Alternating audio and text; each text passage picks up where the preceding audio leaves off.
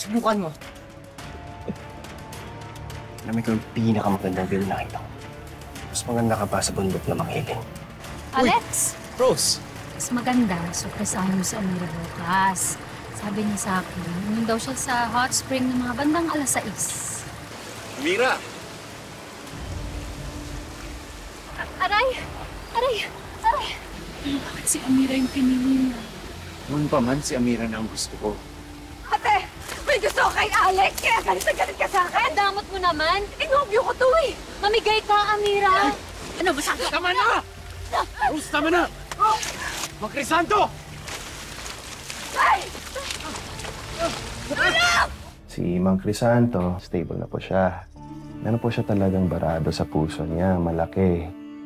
Kailangan niya talaga ng operasyon. Gagawa ho kami ng paraan. Papa-opera ho kayo.